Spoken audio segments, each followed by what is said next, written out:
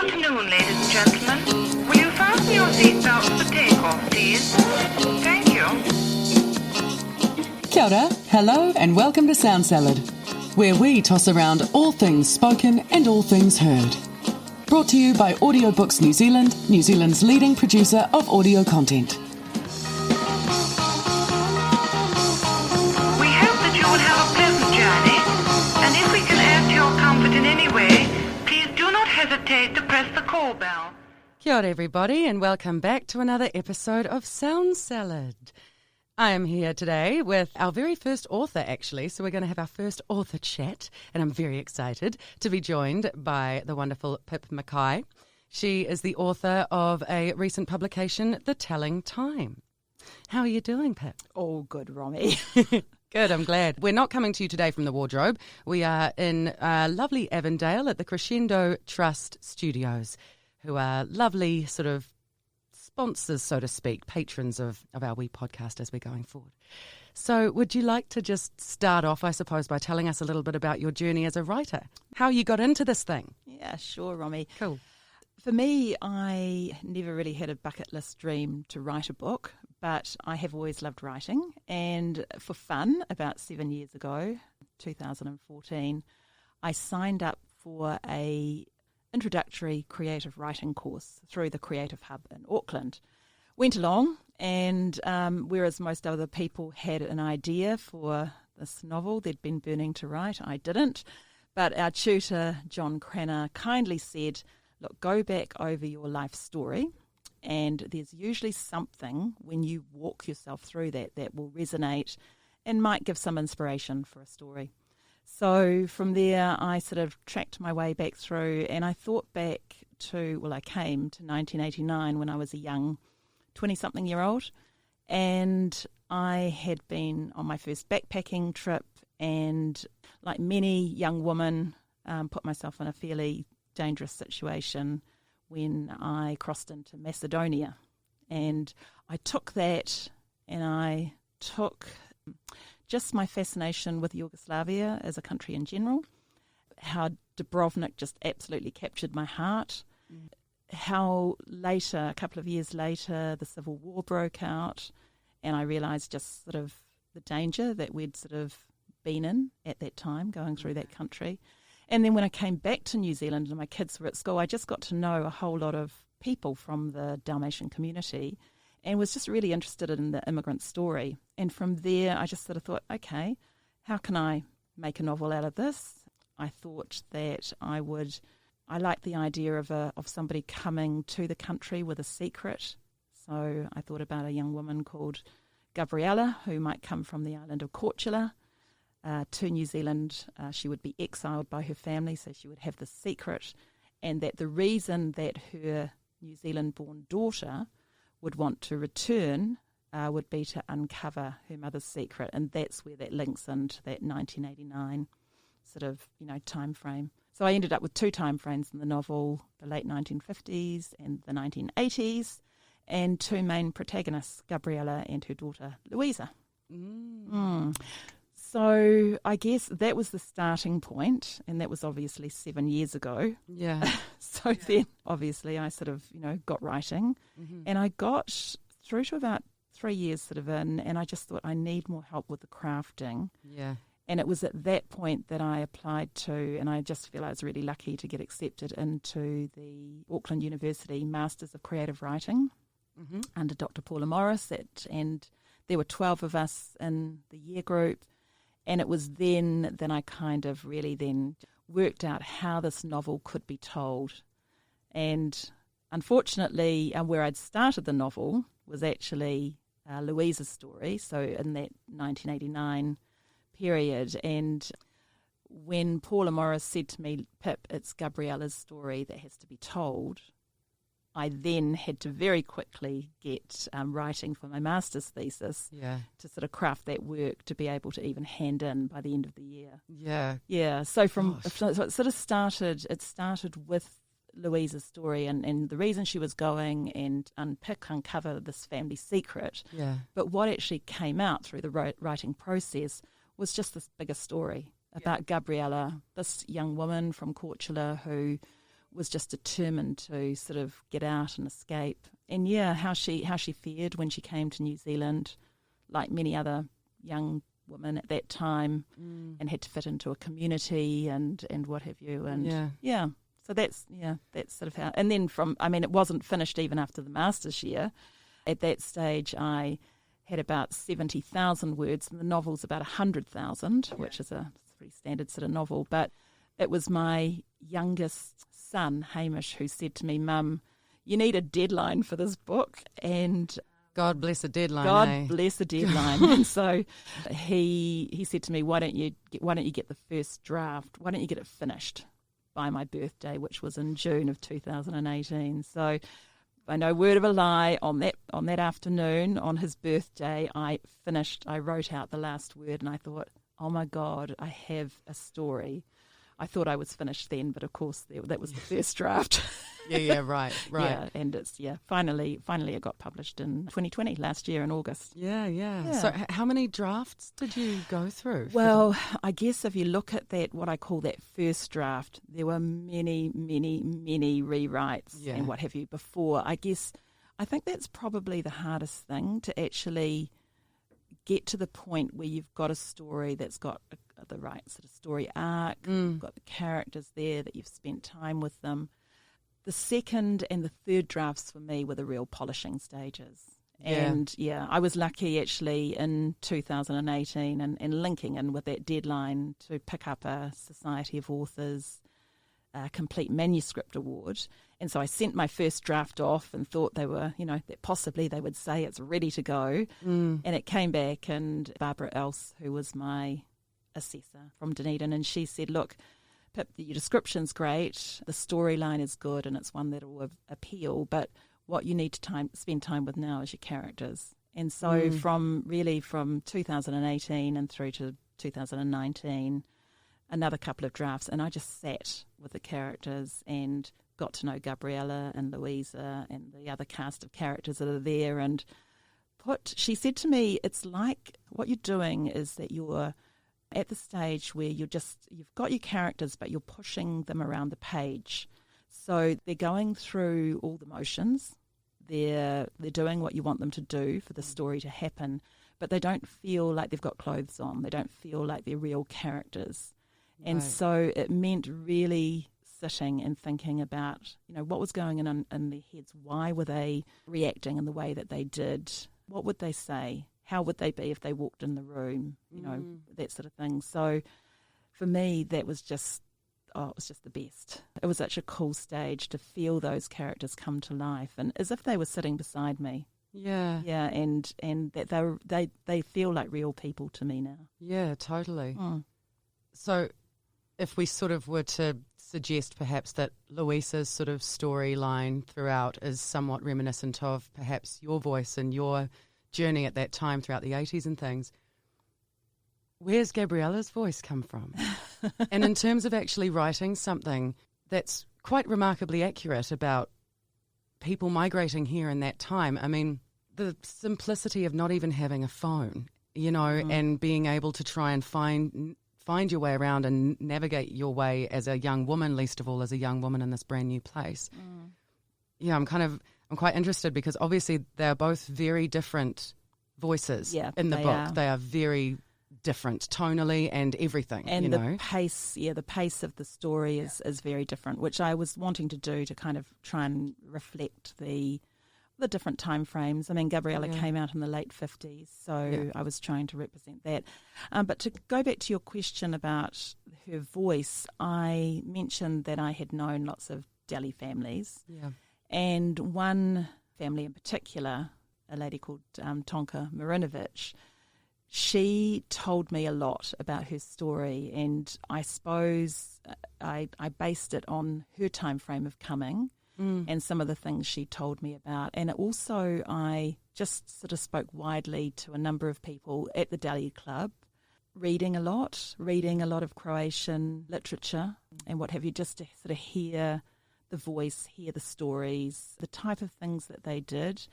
I learnt about, for example, the proxy brides and how there were a number of women that came out on a boat holding a photograph of a guy that they'd been promised to. So I thought that was just interesting. So there were lots of things like that. The type of work they did. This is based on I knew a lot about the gum diggers and, of course, the winemakers, but I hadn't realised that the stonemasons were such an important group within the Delhi community.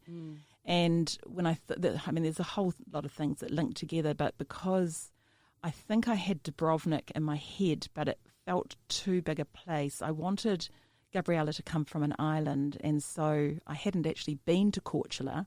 But good old Google sort of looked at that, and I could see that the architecture was similar, a lot of the limestone, the Italian sort of architecture. And so it was perfect for then that Korčula would be a family where there would be these stonemasons that came out, as they did in the 1920s, and then did things like built our Tamaki seawall or sort of helped rebuild Napier after the earthquake and things like that. So there were lots of things that I learnt because of writing the book that I didn't know previously. I remember travelling or doing a tour up north many years ago and being quite overwhelmed and really pleasantly surprised by this huge presence of this massive part of our history that I had absolutely no idea about, because it wasn't taught to me in high school, to be honest. It just wasn't, No.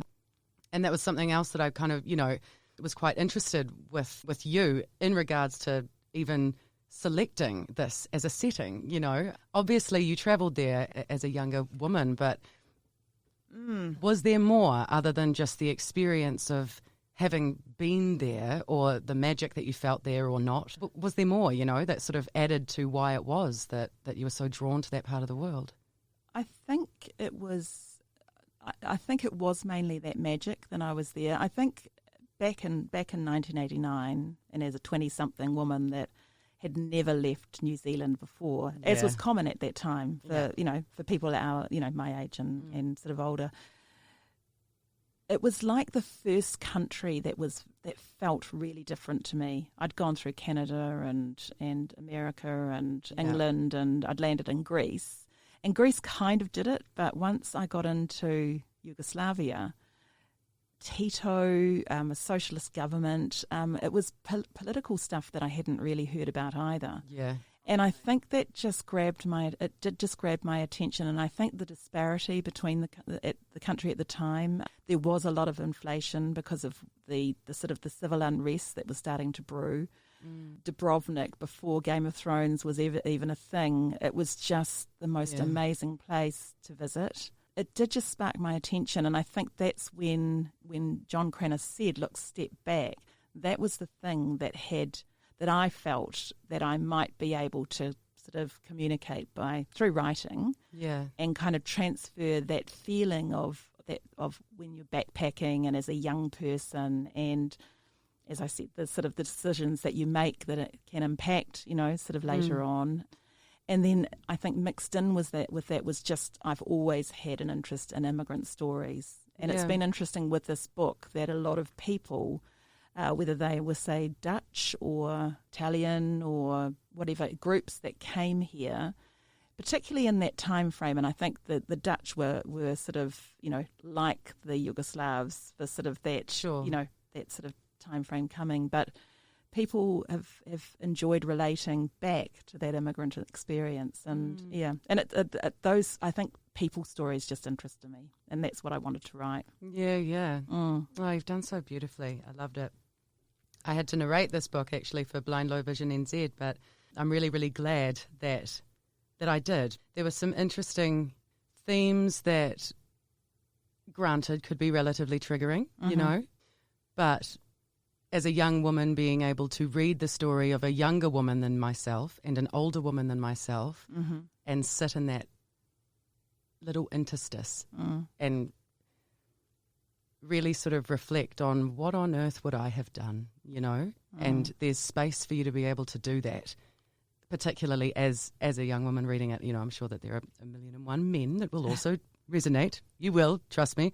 I have had men, quite a few men read it and really enjoy it. And sometimes it's for just remembering that travelling thing. Sometimes it's just the love of visiting Croatia or those Croatian islands and what have you. Sometimes it's remembering a community that you've been part of in Auckland, particularly, say, West Auckland, and knowing those families. That's just brought back memories. Sometimes it's just thinking about your grandparents, and things you've heard about. Yeah. It's been one of the most fabulous things is actually just hearing back from people who I don't know, who have read the book and have enjoyed it for a number of reasons. Yeah. So, and I guess the other thing I'd like to say just on that sort of whole sort of coming of age thing, my own kids are around that age, and I'm just really, it's just conscious looking back of, you can look back on things and think, if I made that decision, what might have happened, sort of thing. And I think it is a time in your life that you feel sort of a bit gung-ho and nothing's going to happen to me, and and you can make decisions and it can play out quite differently. So, I just thought it was relevant for a number of age groups. Yeah, totally, absolutely. There was something else I wanted to draw all of our attention to as well, just among some other accolades, so to speak. Next to the New Zealand Society of Authors Complete Manuscript Assessment Award that you managed to achieve for the book, what I love is that you also won the 2020 First Pages Prize, which is judged by an international panel and Sebastian Faulk's OBE, just casually, as well. And you've also referenced Paula Morris's, already. You've had some pretty epic eyes on this beast, which is amazing. But this First Pages Prize, would you like to speak about that at all, and also perhaps we'll get to hear the first page too.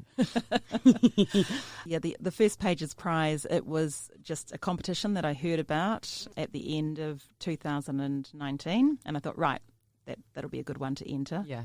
Completely forgot all about it, and very luckily I got a reminder note from a friend who said, look, the deadline has been extended, make sure you get your entry in. Gotta love a deadline. Love a deadline. Great. So honestly, I chucked this entry in. It was like serendipity because I heard the result when I went to publish it. And how the prize works is that you have to submit the first 1,200 words, or it's like the first sort of 5 or 6 pages of the. Sure. And I think it's a really unique prize because it's looking for that hook. It's looking for that hook that's going to sort of really attract the reader. And the fact that Sebastian Faulks was the top judge who got to read my words is just, that's just mind-blowing. Yeah, totally. Yeah, I guess for me, hearing him say why he chose the entry, because he obviously had only read 1,200 words, that's about half a chapter. And he said that he likes to be transported somewhere different when he starts a book. And he felt with this book that I just threw him completely into a different setting, a sardine factory on Korchula. And he also said that he felt with my characters that there was a story to go on. And I thought, well, that's good, Sebastian, because actually there's a whole novel there now. Yeah, totally. And he actually said, for all I know, none of these books will go on to be novels. But of course, I was at that stage where it was a complete novel, and I guess that must be an advantage because you can obviously are showing then that your characters are there from the start, and you have the space to put a bunch of substantial little clues about them. The story is already there, and those first pages are there to tempt and to hook the reader into something bigger. Yeah, and like as I said before, my first pages that I wrote are actually they now sit halfway through the novel. And whereas, of course, these pages came out, I wrote these when I was in my master's year at university. So and I think that's another thing that when you're starting to write, you sometimes put a lot of emphasis on how you should start. I would just say just dive in at a point where it feels good, because those first pages are going to chop and change around. And even for these ones, they actually moved from being at the front of the novel to 2/3 of the way through the novel. It just, Really? Yeah. I can't imagine that. I know. I can't imagine that starting anywhere else. No, well, initially I had the story starting with Gabriella arriving in New Zealand. I never wanted to come here. It wasn't my choice. Wow, okay. Whereas then, and it just bugged me, and when I sent in for that prize, I thought, I just want to show something of Gabriella before she comes to New Zealand. I want to show her in her home setting. And when I thought about it, that place of work, which she detested so much, was the start, and it allowed me to introduce the reader to her family dynamics, her main friends. I'm flabbergasted, to be honest, because the way it starts feels like the perfect snapshot into what invariably, if you've read the back notes or anything, is no longer going to be a reality probably for any other chapter in the book, really, because from then on the whole world changes and everything, She moves. She moves, physically leaving. Yeah, but it didn't become obvious until it was really at that point that it didn't become obvious when I was actually submitting for that prize. Yeah, wow. And I think that's just another thing where time can be a really good thing with writing a novel, because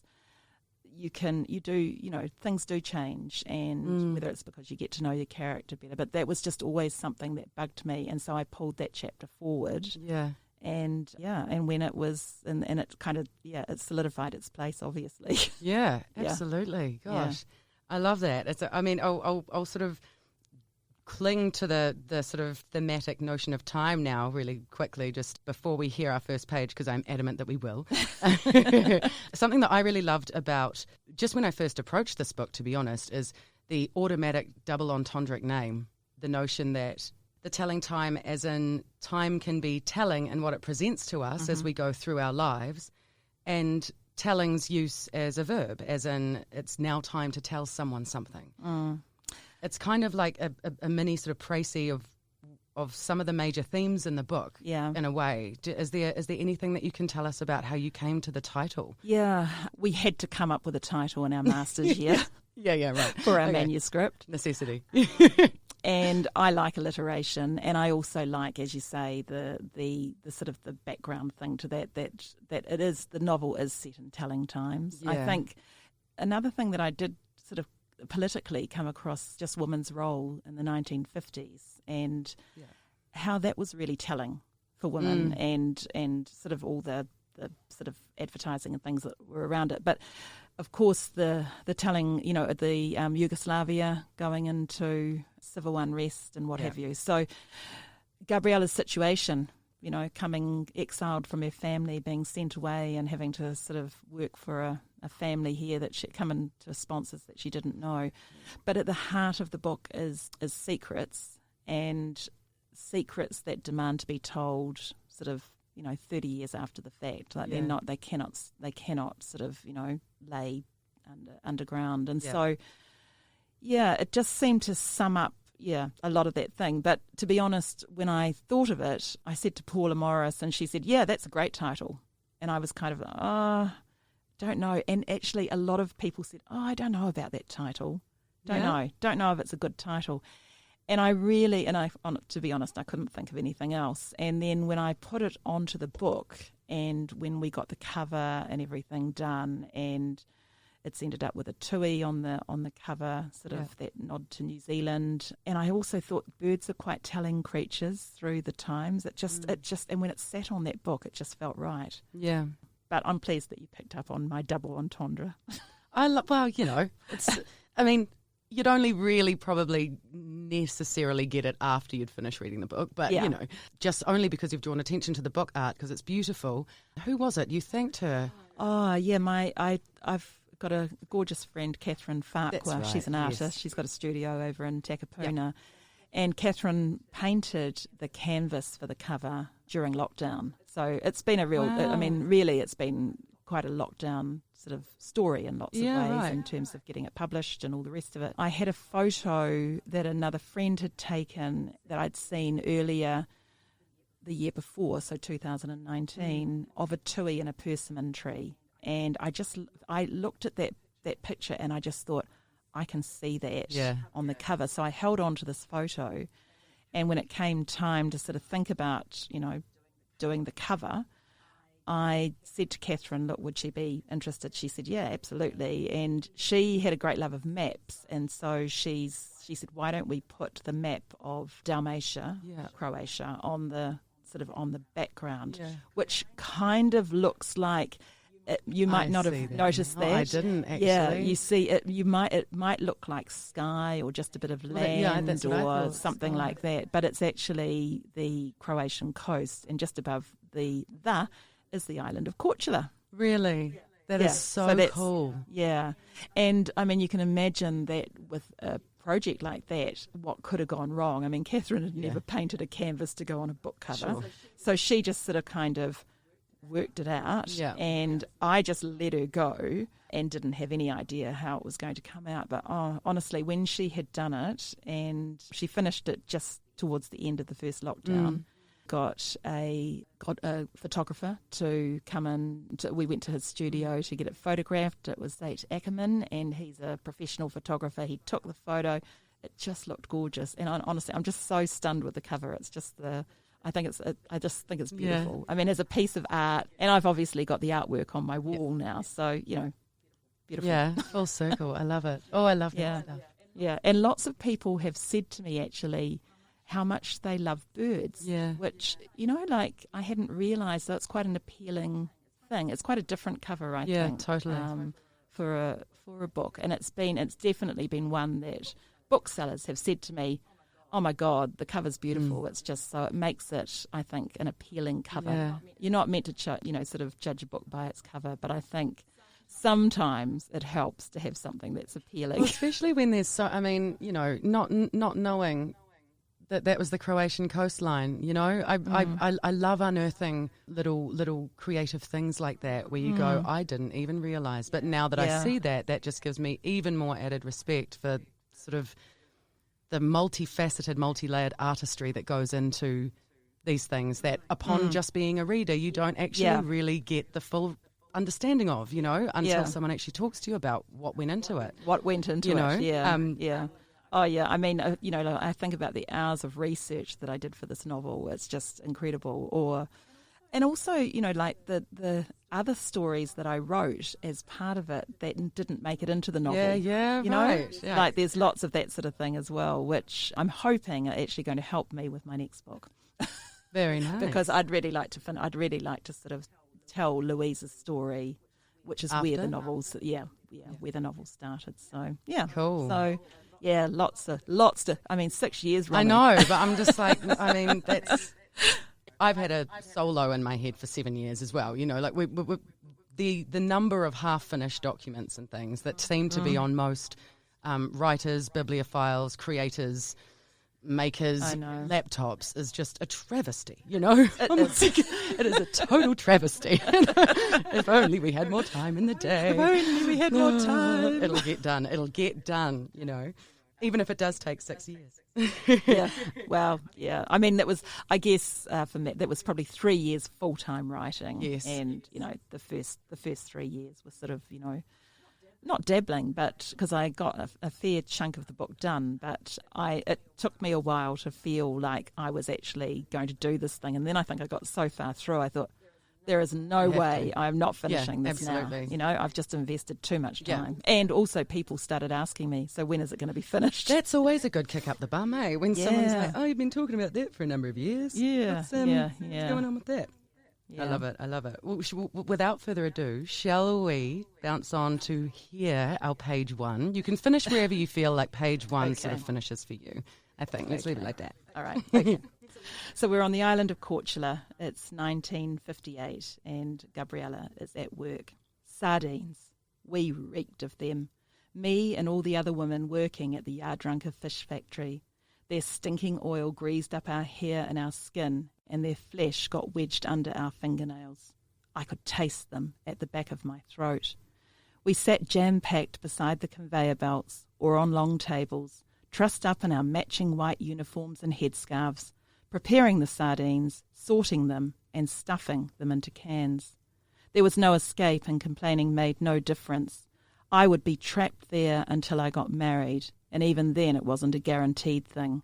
Some women never escaped. My dream was to be a teacher, but Tata said working at the factory was more important because I was doing my bit for the economy. Valaluka and our family fishing business relied on me. Tata and Josip played their part by hauling in the fish on Cresamera, and I stuffed them into cans. My 18th birthday in January marked 18 months at that prison. Most of the local girls did their time, but that was no consolation. Men rule the roost in Yugoslavia. Girls are second best. And throughout my childhood, I'd been conditioned not to challenge this order. All day I'd been stuck with two older girls who chatted between themselves with no interest in talking to me. We had no sooner emptied one tray of the lower-grade sardine chunks when someone loaded another pile on. Our job was to gather up the offcuts and pack them neatly around the higher-grade fillets in the cans trundling past. The offcuts made them look full, without it being the first thing you noticed. Our supervisor told us the job required judgment and dexterity, but to me it required the patience of a saint. My head felt crammed with the clamour of machines, and the din bouncing off the walls and low ceilings rattled inside me. At times I felt it all might escape as a scream. When the conveyor belts ground to a halt, I joined Nada and we merged in with the trail of women, all in our regulation flat shoes, all trudging across the wet concrete floor towards the cloakroom. The men, in their rubber gumboots and overpants, were already wielding their hoses, directing the debris to the sides in preparation for the night shift. I worried they might collect us up as well. "Thank God that's over," I said. "Where's Antitsa?" "Had to go early," said Nada, scrubbing her hands at the basin. She gave me a knowing look. Her mama was in charge of little Lucy. I peered in the mirror at my washed-out face and greasy hair. Life was so unfair. That Marin better marry her soon, I said. What a toss-up, babies or sardines. It was hard keeping the sarcasm from my voice, but there was no point complaining to Nada. I wished she would take a few more risks, open herself up more, but neither of us wanted to be like Antitsa. There were downsides to taking a rebellious nature too far. It's so great hearing that again after having read it before. You just kind of go, there is a seed of almost every sort of theme, really, that gets explored in that first small little chunk. That's crazy. I love this stuff. Learning it is so good. The female relationships, the depth of analysis that we go through as young women in comparing ourselves to other women, the finding home, finding belonging perhaps more than a sense of home even, growing up, the normal rites of passage, the limiting rites of passage for the female to male role, the past traumas, the emotional maturity that's shown by young people in those times, you know, I think is really kind of wonderfully and astutely captured in that beginning, you know, even just by having something as simple and sort of naive almost as saying life's so unfair. I mean, it's a real simple profundity, really, you know, but it's that in a way almost as that sort of crux that follows these women through, you know. I mean, it's awesome. I do love all of this sort of stuff. It's very zhuzhy. It's very zhuzhy.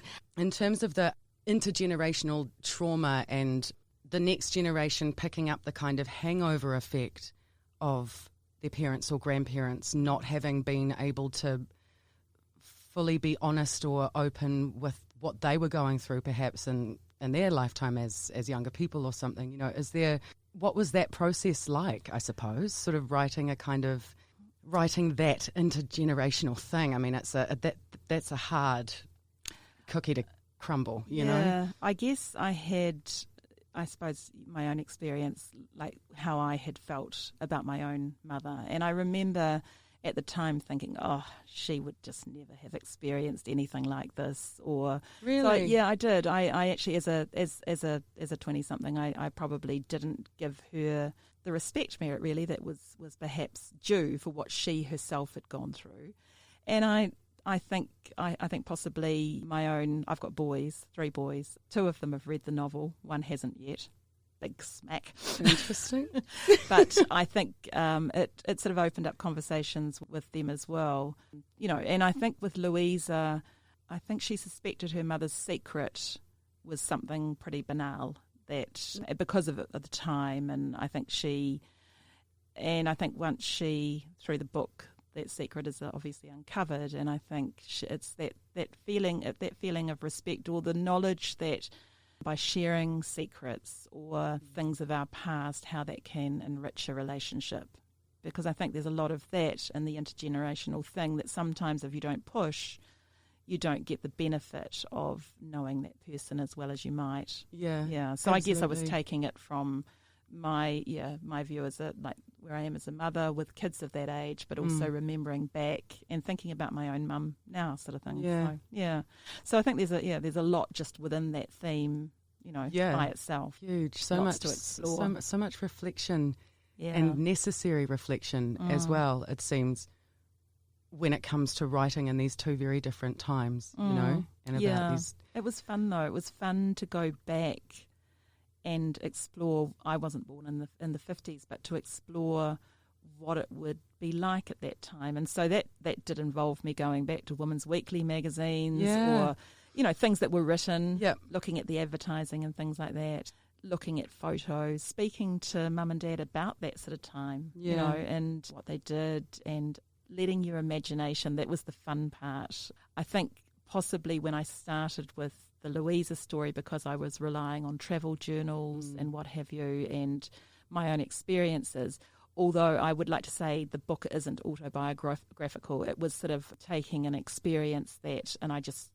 knew was something that was quite common. Yeah. So, but I think it was once I actually used had to use my imagination, that was also just, great fun. It's very liberating. Yeah, totally. And it's a fun thing to do, but it does take time. Well, at least for me it did. It's not a tiny little novella, so, it's a considerable novel. Moving on to the actual sort of tangible role of being an author, what was the process of getting your book published? And then we can talk about what it was like going through the audiobook process, which is a completely different thing. Yeah. But the actual process of publication, you have to pick a font and all of that. I don't know, all of that stuff. All of that sort of thing. Well, I mean, I have to thank COVID in weird ways for forcing the decision on me that I would self-publish this book. I had imagined that I would send it through or go through the traditional channels. That was what I had thought, and at the start of 2020 I had started sending it out, but I knew that the process was going to take at least 18 months to 2 years before I'd see the book. And to be honest, when we went into that lockdown in March, and when COVID struck, I seriously thought that we were all going to die. And I thought, I've spent 6 years on this book, I want to see it in print. And so I actually then thought, look, what's involved with trying to do it myself? I knew I had a good product. I just thought, look, I'll give it a go. And fortunately, the Your Books team in Wellington were still going. Despite COVID, they were working from home. They said to me, provided we can get the printing press up and running, you can have a book by the end of June. I thought, oh my God, Gosh. That's and so then everything sort of steamrolled. I used, as I said, Catherine did the cover art. I got her on that job. I'm lucky I've got a gorgeous niece in Wellington who is a designer and did all the design work on the cover. Cool. The Your Books team then took that design and used it for the setup of the fonts and things going through. Hearing, of course, that I'd won that prize helped in terms of the whole PR sort of side of it. Yeah, I did employ a PR agent and Lighthouse PR, and they were great in terms of sort of getting the book in front of radio stations and newspapers and what have you, magazines. And so there was a big rush of stuff coming out around sort of July, August. It released in August. And I think the other thing about this book that prize really influenced, and possibly my connections through the university and what have you, was being picked up by Bateman's Books to distribute it. Mm-hmm. And so that meant that it was in the bookstores around New Zealand. Yeah, and right. so it was there, and that, as it turned out, was great. I'd already started actually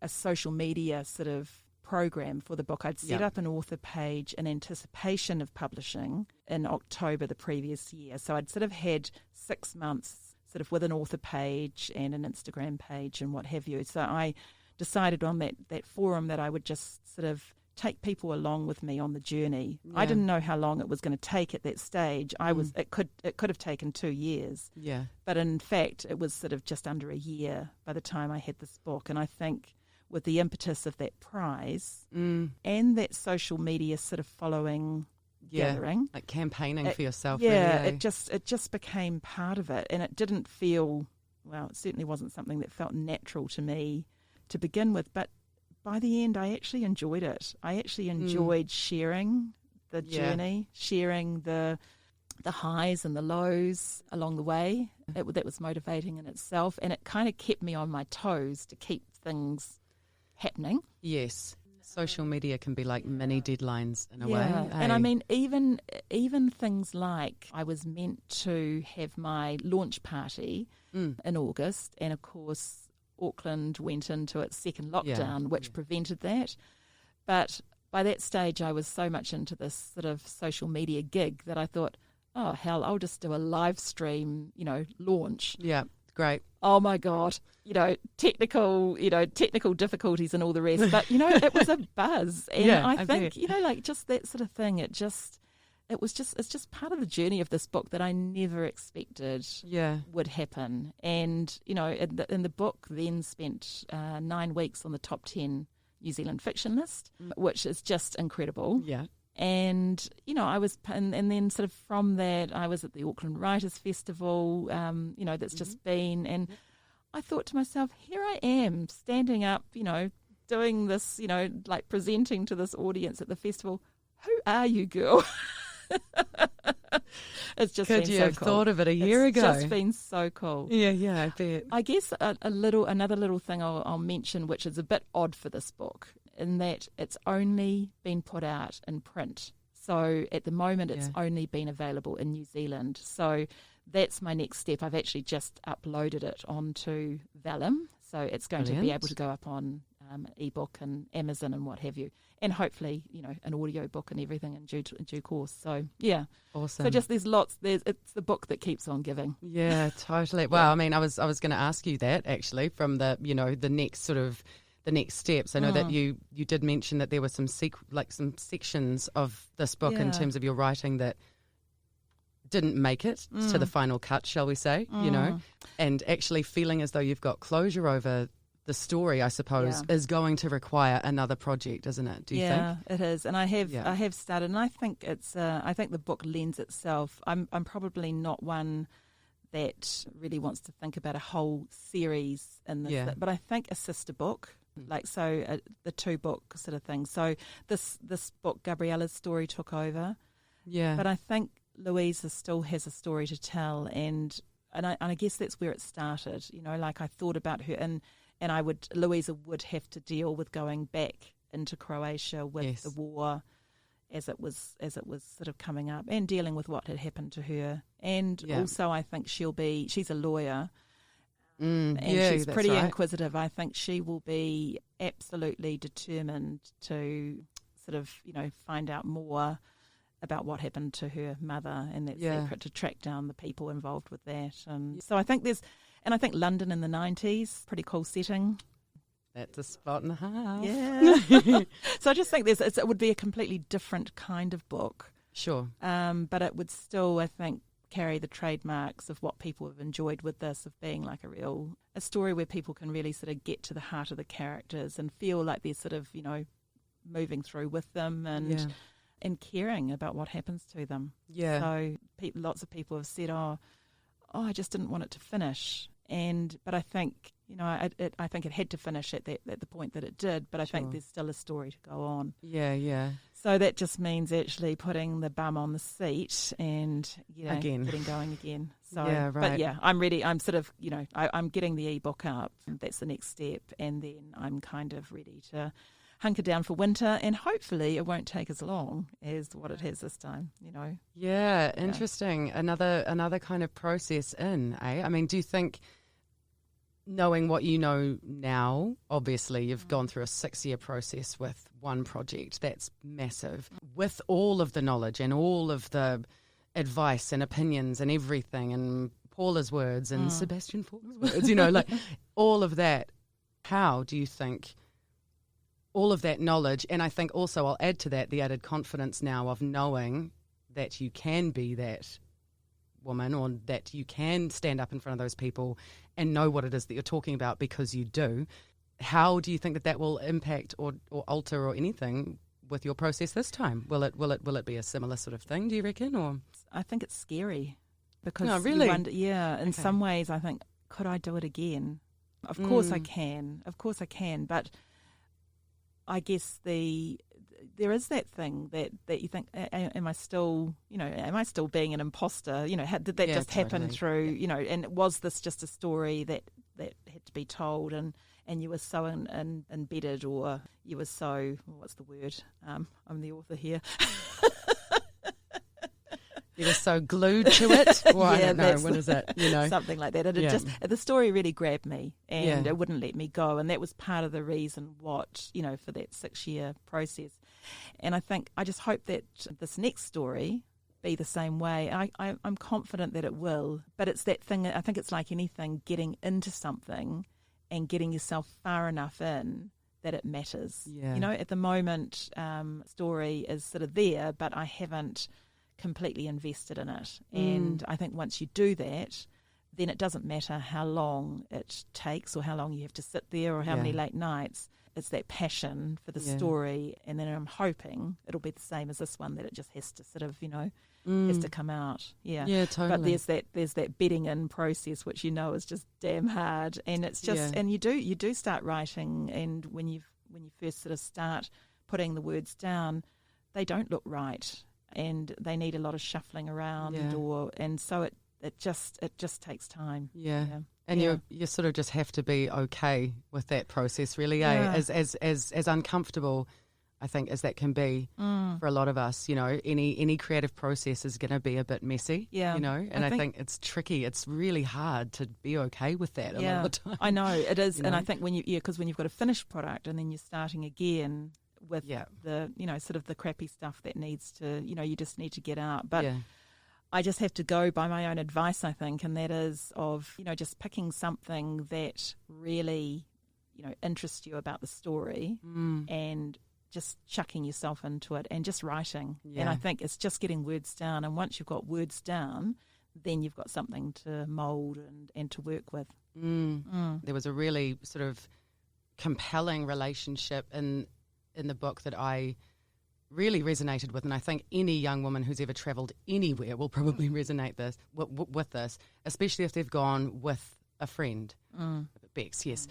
That's a really sort of unfinished but complex, intricate, amazing little nugget of relationship to try and get so much in these two young people who don't actually spend a heck of a lot of time together in the book, necessarily. There's so much that happens just by way of you seeing this one girl's experience of travel, her options, her choices, her backstory through those options and choices as well, versus Louisa, and both of them having to come to really quite massively mature places within themselves, so much so to register that they can't necessarily be travelling in the same path anymore. You know, it's, as soon as you say London in the 90s, because I know that Bex went to London in the story. I know she didn't stay there, but, you know, there's so many little nuggets, like I said, of real just potency that you go, oh, that's so messy, you know?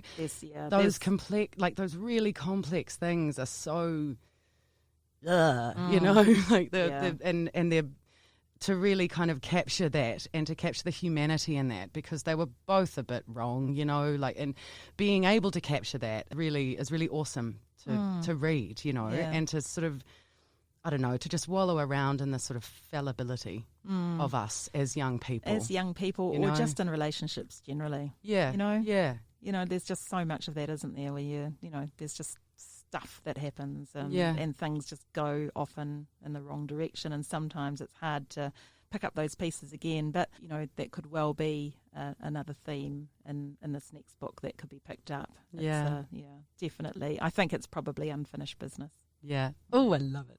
I love it. Right. Well, so obviously we do know that there is an audiobook around for the blind, low vision community, but we might be working towards an audiobook as well, so that people can potentially listen. Otherwise, how else can our listeners find out about you? How else can they sort of follow and document your work? I know you've got Instagram and website and things. Yeah, well, the website is just www.pjmackayauthor.com, and there's lots of information on there and background about me, and you're able to purchase the book there, obviously. My Facebook page is PJ Mackay NZ author, and Instagram is PJ_Mackay_author. Yeah. Perfect. So I think if you just Google PJ Mackay or The Telling Time, those sort of things will come up. It'll come up. I'll keep all of those in the episode notes anyway, so that if anybody would like to find out how they can access any more work or any more information, then you should be able to find them just below. Yeah. Thank you so much for your time today, Pip. Pleasure. It's so lovely to be able to speak with you. And yay, we have an author on the show. Yay. How exciting. Well, hopefully we get to speak with you again soon about the process of your second book. Yeah, that'd be great, wouldn't it? Yeah. Now that could be a deadline. Absolutely. Absolutely. Thanks a lot for joining us. I'm Romy Hooper. You've been listening to Sound Salad, for all things spoken and all things heard. To hear more Sound Salad episodes, go to www.soundsalad.co.nz. This has been brought to you by my gold sponsor, Audiobooks NZ. Check out their library at www.audiobooksnz.co.nz. We hope that you will have a pleasant journey, and if we can add to your comfort in any way, please do not hesitate to press the call bell.